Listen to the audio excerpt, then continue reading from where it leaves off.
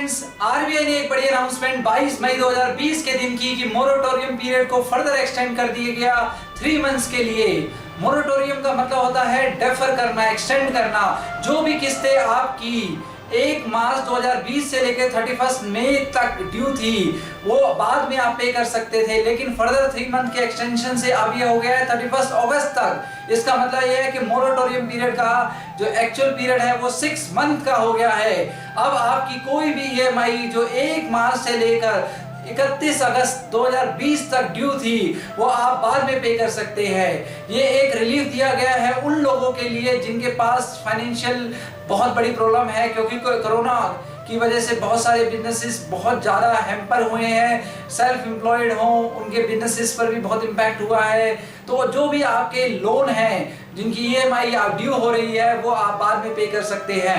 Moratorium में क्या interest लगेगा? यस, इंटरेस्ट तो लगेगा ही लगेगा, लेकिन इसके अंदर आपके जो पीनल चार्जेस हैं, मतलब जो बैंक आपसे अगर कोई ईएमआई बाउंस हो जाती है उससे कोई चार्जेस लेता है वो नहीं लेगा।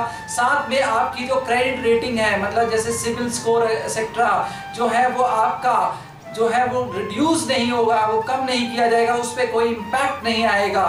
ये एक तरह से रिलीफ इस तरह से दिया गया है। तो क्या इसका मतलब ये होगा कि मुझे अब सारे जितना भी मेरी किस्तें हैं 6 मंथ की जो किस्तें हैं वो एक साथ पे करनी होगी या कैसे होगा? फर्स्ट ऑप्शन ये हो सकता है कि बैंक आपको कहेगा कि आपको 6 मंथ का इंटरेस्ट जो है एक साथ पे कर दीजिए। सेकेंड ऑप्शन ये बन सकता है कि आप अपनी ईएमआई के पीरियड को एक्सटेंड करा लीजिए, मतलब जैसे आपका 24 महीने तक का जो लोन था वो हो सकता है 26 महीने या 27 महीने हो जाए। या ऐसा भी हो सकता है कि जो ईएमआई आप पे कर रहे हैं, फॉर एग्जांपल आपकी ईएमआई जा रही है 10,000 रुपए, अब 10,000 से वो बढ़कर हो सकता है 11,000 जाए 6 महीने के बाद से। मतलब बैंक कैसे कैलकुलेट करेगा?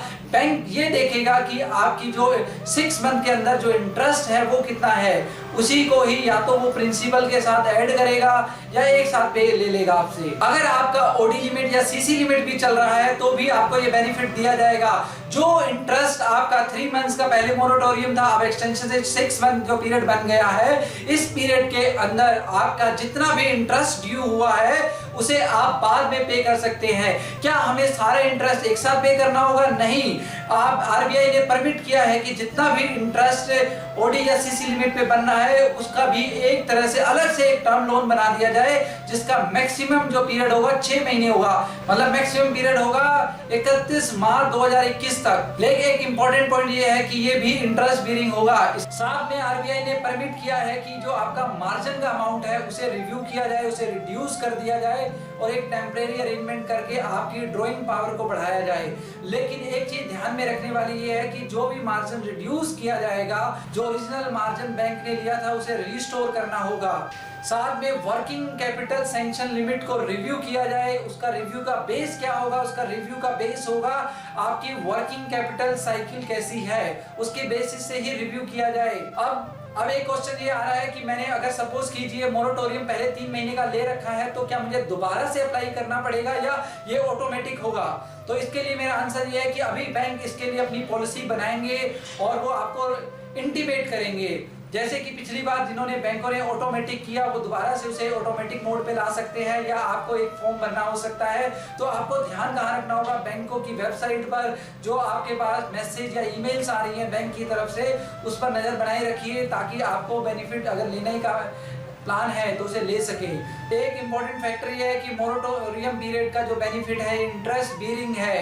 तो जब तक कि आपकी फाइनेंशियल पोजीशन बहुत ज़्यादा वीक नहीं है और आप पे नहीं कर सकते हैं तब तक बेनिफिट नहीं लीजिए, अदरवाइज आपको एक बड़ा अमाउंट इंटरेस्ट का पे करना पड़ सकता है। क्या ये बेनिफिट क्रेडिट कार्ड वगैरह पर भी एप्लीकेबल होगा? यस, ये सेम रूल रहेंगे जो पिछली बार जो मोरेटोरियम डिक्लेयर किया गया था 3 मंथ्स के लिए, उसी का ही एक्सटेंशन है। तो ऑलमोस्ट वही टर्म्स एंड कंडीशन ही रहेंगी।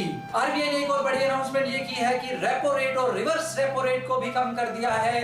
रेपो रेट 4.4 से गिरकर 4% हो गई है और रिवर्स रेपो रेट 3.3 5% हो गई है। इसका बेनिफिट आपको ये मिलेगा कि मार्केट में ज्यादा लिक्विडिटी होगी और जिन लोगों का लोन अगर रेपो रेट के ऊपर बेस है उनकी ईएमआई कम हो जाएगी, उनकी ब्याज भी कम हो जाएगी। आरबीआई ने परमिशन दे दी है, अब बैंक अपने इंडिविजुअल लेवल पर अपनी बोर्ड अप्रूव्ड पॉलिसीज बनाएंगे और मोरेटोरियम को किस तरह से फर्दर 3 मंथ्स एक्सटेंड करेंगे उसके लिए उनकी बोर्ड अप्रूव्ड पॉलिसीज आएंगी।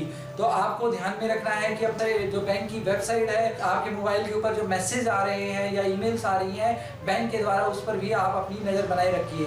अगर आपको ये मेरी वीडियो अच्छी लगी तो प्लीज इसे लाइक कीजिए, मेरे चैनल को सब्सक्राइब कीजिए और शेयर कीजिए। Thanks for watching my video. Thank you very much.